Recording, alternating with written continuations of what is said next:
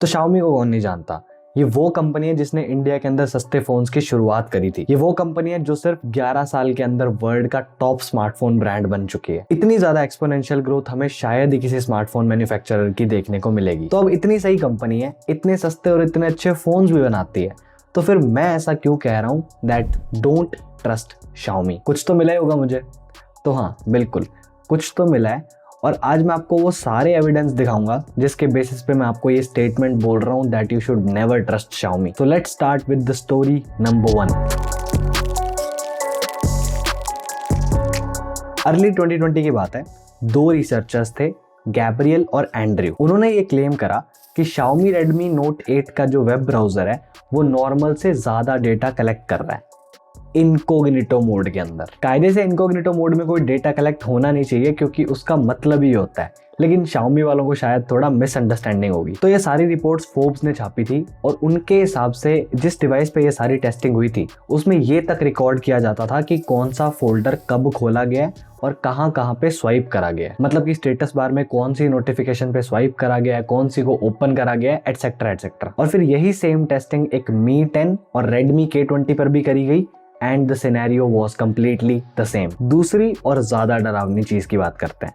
अब अगर ये ब्राउजर डेटा कलेक्ट कर रहा था तो ऑब्वियस सी बात है वो कहीं ना कहीं डेटा भेजेगा भी। अब थोड़ा ध्यान से समझना क्योंकि हम एनक्रिप्शन की टेक्निकलिटीज में घुसने वाले हैं। तो जनरली अगर कोई कंपनी किसी सर्वर पे डेटा भेजती है तो उसे एनक्रिप्ट करके भेजती है, एज इट इज नहीं भेजती। जैसे कि मेरा नाम है दिवांशु, तो डेटाबेस के अंदर क्या होगा, कुछ और ही लिखा होगा जिससे कि ये पता नहीं लगेगा कि वहां पे जाके दिवांशु स्टोर हुआ है, वो कुछ और अलग सा ही दिखेगा। तो अब दिवांशु जो नाम है उसको एनक्रिप्ट करने के काफी सारे मेथड्स हो सकते हैं, जैसे कि दिवांशु को उल्टा करके लिख दो या फिर एक एक लेटर आगे शिफ्ट करके लिख दो। कोई भी कोड अपने हिसाब से बनाया जा सकता है। आप बहुत हार्ड एनक्रिप्शन भी कर सकते हो, आप बहुत ईजी भी कर सकते हो। तो Xiaomi के केस में जो एनक्रिप्शन का लेवल था वो बहुत इजी रखा गया था, यानी कि आप बहुत आसानी से डेटा को डिक्रिप्ट कर सकते थे। तो अब ये चीज और ज्यादा स्कैरी हो जाती है क्योंकि उस डेटाबेस में मेरा नाम कोई भी डिकोड करके पता कर सकता है। तो इस पे Xiaomi ने बहुत ही बड़ा ब्लॉग पोस्ट लिखा और कहा कि नहीं, हम ऐसा कुछ नहीं करते हैं। तो इसके ऊपर मिस्टर एंड्रयू ने अपना एक ट्विटर थ्रेड चला दिया और उसके ऊपर प्रूफ्स पे प्रूफ्स देने लगे कि आप जो एविडेंसेस दे रहे हो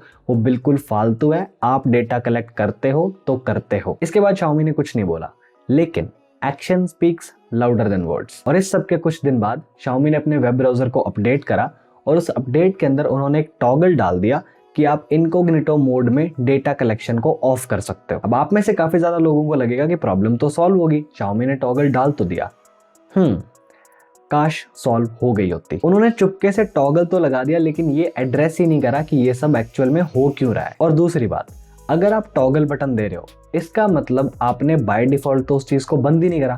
आपने यूजर को बोला कि भाई अगर तुम्हें इस चीज से कोई प्रॉब्लम है तो तुम लोग कर लो, हम बाय डिफॉल्ट नहीं करेंगे। ऑल्दो वो बात अलग है कि कुछ टाइम के बाद उनको प्रेशर में आके बाय डिफॉल्ट भी बंद करना ही पड़ा था। तो अब काफी लोग कहेंगे कि यार ब्राउजर चेंज कर लो ना। बिल्कुल सही बात है, ब्राउजर तो चेंज करो, ऑब्वियसली ब्राउजर तो चेंज करना ही है, लेकिन उससे Xiaomi ने जो करा वो तो नहीं मिटेगा, उन्होंने जो करा वो तो दिखेगा ही। So this was the first story which was god damn scary, because अगर आपका डेटा इतनी आसानी से डिक्रिप्ट करा जा सकता है तो इन कंपनीज के एनक्रिप्शन एल्गोरिदम्स पे भरोसा करना मुश्किल है। तो ये लोग अपने इन एल्गोरिदम्स पे काम नहीं करेंगे, ये लोग काम करेंगे अपने एड टारगेटिंग एल्गोरिदम्स पे। So now let's move on to the story number 2। ये आपने बहुत बार सुना होगा कि if you are not paying for the product you are the product. तो ये मॉडल YouTube जैसे सर्विसेज पे काफी अच्छे से लग जाता है। तो अब देखो, आप में से काफी ज्यादा लोगों को आइडिया होगा कि Xiaomi अपनी हार्डवेयर सेल से 5% से ज्यादा प्रॉफिट नहीं बनाता, यानी कि अगर उन्होंने कोई फोन बेचा है तो उनको 5% से ज्यादा का प्रॉफिट नहीं होगा। तो अब सवाल ये आता है कि इतने ज्यादा कंपटीशन में वो सरवाइव कैसे कर पा रहा है। तो देखो, Xiaomi ने हमेशा से खुद को एक इंटरनेट कंपनी कहा है जो कि हार्डवेयर बेचती है, लेकिन वो उनका मेन बिजनेस नहीं है। तो इसके लिए सबसे पहले Xiaomi ने एड्स लगाने शुरू करे अपने सिस्टम UI के अंदर। तो instead of getting one time profit from selling hardware, Xiaomi उस एक फोन से बहुत लंबे टाइम तक पैसे बनाता है क्योंकि एड्स तो उस पर कंटिन्यूसली चलती रहती हैं। जैसे कि आप कभी भी कोई Xiaomi के फोन में ऐप इंस्टॉल करते हो तो आपके सामने वो स्कैनिंग वाली चीज आती है कि ऐप को स्कैन करा जा रहा है। अब वो 4-5 सेकंड के लिए आती है और उसमें आपको एक फ्री में ऐड मिलती है, तो उस एड से Xiaomi बहुत पैसे बनाता होगा। तो अब आप लोग कह सकते हो कि इस क्लीनिंग वाली चीज को तो हम डिसेबल भी कर सकते हैं, वो तो हम और आप जैसे लोग कर सकते हैं। Xiaomi की जो मेजॉरिटी ऑडियंस है उसे ये सब नहीं पता, तो वो लोग डिसेबल नहीं कर सकते, उनके लिए तो एड्स ऐसी ही चलती रहेंगी। तो मेजॉरिटी ऑडियंस के लिए अगर एड्स चलेगी तो पैसा तो बनेगा ही। तो क्या सिस्टम यूआई में एड्स चलाना बुरा नहीं है? बुरा तो है, लेकिन कुछ कर नहीं सकते क्योंकि फ़ोन इतना सस्ते में मिल रहा है। लेकिन एड्स के साथ कुछ और है जो काफ़ी बुरा है। 2018 के थर्ड क्वार्टर में Xiaomi की एडवर्टाइजिंग रेवेन्यू की 109.8% ईयर ऑन ईयर ग्रोथ हुई थी। और ये क्यों हुई थी? क्योंकि Xiaomi ने अपने एड रिकमेंडेशन एल्गोरिदम को बहुत ही ज़्यादा अच्छे से ऑप्टिमाइज कर दिया था हाईली टारगेटेड एड्स दिखाने के लिए। तो इससे हम और आपको क्या फ़र्क पड़ता है? वैसे तो ये एक अजम्पशन है, पर एक चीज सोचो, उन्होंने क्या इंप्रूव करा होगा? उन्होंने कुछ ऐसा इंप्रूव करा होगा जो आपकी फोन चलाने की हैबिट्स को और अच्छे से मॉनिटर कर सके। So every action you take on your phone is used to tweak the ad recommendation algorithm. और आपकी प्राइवेसी के लिए लिटरली इससे बुरा कुछ भी नहीं हो सकता कि आपके हर एक टैप, हर एक स्वाइप को मॉनिटर करा जा रहा है एक एड रिकमेंडेशन एल्गोरिदम के लिए। और Xiaomi भी इसमें कुछ नहीं कर सकता क्योंकि उनका बिजनेस मॉडल ही ऐसा बना हुआ है। अगर वो एड्स कम करेंगे तो फोन के प्राइसेस बढ़ेंगे और लोगों को वो चीज एड्स से ज्यादा घटिया लगेगी। उस टाइम पे लोग कहेंगे कि हम एड्स देख लेंगे लेकिन पैसे कम करो। और ये सारा सिनेरियो एक रीजन था जिसकी वजह से Xiaomi ने Redmi सीरीज को खुद से अलग करा था, ताकि वो उसको मेन स्ट्रीम से दूर रख सके और उसका प्राइस कम रख सके ऐसी कुछ एक्टिविटीज के थ्रू। तो इससे आपको ये समझ आता है कि आपके एक एक स्वाइप, एक एक टैप को कैसे यूज करा जाता है एड टारगेटिंग के लिए। But this was not the worst we have. Let's move on to the incident number 3, and this is the most scary one. बात है लास्ट टू लास्ट मंथ सितंबर 2021 की।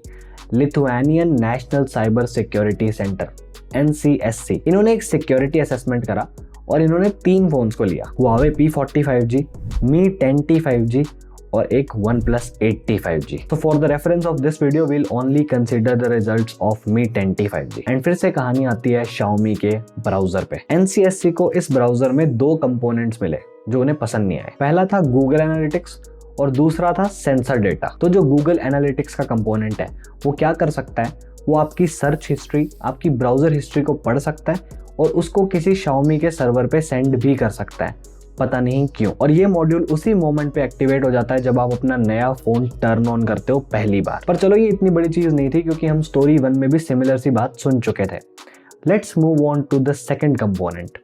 थोड़ा ध्यान से सुनना। तो NCSC ने देखा कि जो सेंसर डेटा नाम का कंपोनेंट है वो डेटा को 61 पैरामीटर्स के बेसिस पे कलेक्ट करता है, जैसे कि application activity, time of application used, language etcetera. अब इस डेटा को एनक्रिप्ट करके भेजा जाता है सिंगापुर Xiaomi के सर्वर्स पे। रीजन पता नहीं क्यों भेजा जाता है। और इस सब के बीच में उनको ये भी मिला कि यूजर का मोबाइल नंबर भी भेजा जाता है और यूजर को उसके बाद एनक्रिप्टेड मैसेजेस भेजे जाते हैं जो कि यूजर पढ़ नहीं सकता, लेकिन वो Xiaomi की कुछ क्लाउड सर्विसेज से लिंक्ड होते हैं। इस सब के बाद जो NCSC को मिला वो काफी डरावना साउंड करता है। इस Mi 10T 5G पे काफी ज्यादा Xiaomi एप्स रेगुलरली सिंगापुर से एक फाइल डाउनलोड कर रही थी जिसका नाम था Mi Ad Blacklist Config। इस फाइल के अंदर 449 रिकॉर्ड्स थे जो कि रिलीजियस, पॉलिटिकल और सोशल ग्रुप्स के रिलेटेड थे। तो जो भी एप्स इस फाइल को डाउनलोड कर रही थी वो इसी फाइल का यूज कर रही थी मल्टीमीडिया को एनालाइज करने के लिए। और ये एप्स फिर ऑटोमेटिकली उस कंटेंट को ब्लॉक कर देती थी जिसके अंदर कोई भी अनडिजायरेबल कीवर्ड आता था। चलो ये चीज समझ आती है कि उस फाइल में कुछ तो ऐसा था जो मैच करा जाता था मल्टीमीडिया के साथ, और फिर अगर वो मैच करता था तो उस चीज को ब्लॉक कर दिया जाता था। लेकिन वो जो फाइल थी उसमें ऐसा था क्या और किसके कहने पे वो चीज ब्लॉक करी जा रही थी? तो इस सवाल का जवाब है जो आप कभी नहीं सुनना चाहोगे,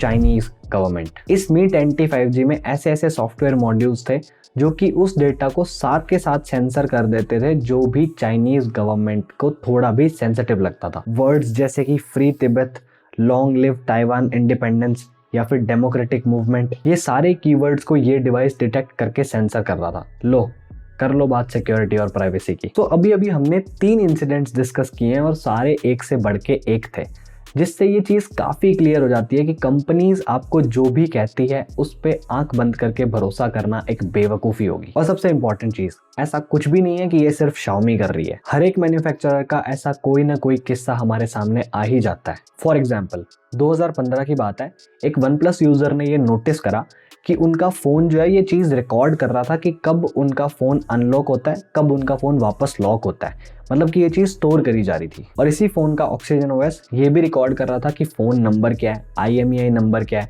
कौन सी ऐप कब खुली थी, कितनी देर के लिए खुली थी, ये सारी चीज़ें वो रिकॉर्ड कर रहा था। और OnePlus के ऐसे किस्सों की हमारे पास कोई कमी नहीं है। बट अब हम क्या करें? क्या हम Xiaomi के फ़ोन्स खरीदना बंद कर दें? तो देखो, मैं आपको एक ऑनेस्ट आंसर देता हूँ, दूध का धुला कोई भी नहीं है। ऐसा कुछ ना कुछ डेटा हर कंपनी आपसे लेती ही है जो शायद हमको पसंद नहीं होगा। और बात सिर्फ इतनी है कि Xiaomi के केस में हमारे पास इतने सारे एविडेंस अवेलेबल है और बाकी कंपनीज के लिए हमारे पास इतने एविडेंस अवेलेबल नहीं है। ऐसे तो आपको शायद ये भी नहीं पता होगा कि ARS टेक्निका की एक रिपोर्ट आई थी जिसमें ये चीज़ प्रूव हुई थी कि एक एंड्रॉयड फ़ोन एक iOS के कंपैरिजन में 20 टाइम्स ज़्यादा डेटा लेता है। और आपका फ़ोन चाहे एंड्रॉयड हो चाहे iOS हो, कंटिन्यूसली डेटा तो जाता ही है। एक रिसर्चर ने ये भी प्रूव करा है कि अगर आपका डिवाइस इनएक्टिव भी है तो भी वो हर 4.5 मिनट में एक बार तो अपने सर्वर के साथ कनेक्ट करता ही करता है। ज़रूरी नहीं है कि ये कोई गंदा कॉज ही होगा, कुछ भी हो सकता है, बट कनेक्ट तो करता है। तो इस सब के बाद हम क्या सीख सकते हैं? पहला लेसन, किसी भी कंपनी के सिक्योरिटी क्लेम्स पे खुला विश्वास मत करो, नेवर डू दैट। दूसरी ये चीज़ आप अपने दिमाग में रखो कि अगर आप एक सस्ता फ़ोन ले रहे हो तो आपकी सिक्योरिटी कॉम्प्रोमाइज़ होगी ही होगी, चाहे वो फ़ोन हो Xiaomi का, Realme का, टेक्नो का, किसी भी ब्रांड का। टेक्नो के रिगार्डिंग भी काफ़ी सारे सीरियस एविडेंस अवेलेबल हैं, लेकिन वो किसी और दिन की बात है। तो इस सब में अब हम क्या कर सकते हैं? एक तो जिस को भी आइडिया है कि कौन कौन सा ऑप्शन डिसेबल करने से आप डेटा कलेक्शन को थोड़ा बहुत रोक सकते हो, चाहे 1% ही रोके, लेकिन अगर किसी को भी आइडिया है तो आप उनको बताओ जिनको कुछ नहीं पता उनके साथ क्या हो रहा है। उनको बताओ कौन सा ऑप्शन वो डिसेबल करें, कहाँ से करें, सो दैट कि उनका ये वाली चीज़ ना जाए सर्वर पे। नेक्स्ट जस्ट एक प्रिकॉशन है, आप चाइनीज फोन में इनबिल्ट ऐप्स यूज करना बंद कर दो। जैसे कि ये Xiaomi और Realme की खुद की ऐप्स है, म्यूजिक, थीम्स, क्लीनर, ये सब यूज करना बंद कर दो। और जिनको भी ये लगता है कि हमारे डेटा में ऐसा क्या ही है जो वो लोग ले लेंगे, तो ये सवाल आप कमेंट्स में लिखना, आपको बहुत समझदार लोग बहुत ही अच्छे जवाब देंगे। और अगर आपको ये इंटरनेट की डार्क साइड में थोड़ा बहुत भी इंटरेस्ट है तो आप मेरी डार्क वेब की प्लेलिस्ट भी देख सकते हो। और प्राइवेसी के रिगार्डिंग एज सच तो हम कुछ कर भी नहीं सकते, हम बस अवेयरनेस फैला सकते हैं। तो मैंने अपना काम कर दिया, अब आपकी बारी। So this is it from my side, thank you so much for watching. I am Divanshu and I am on leave till the next one. Bye bye.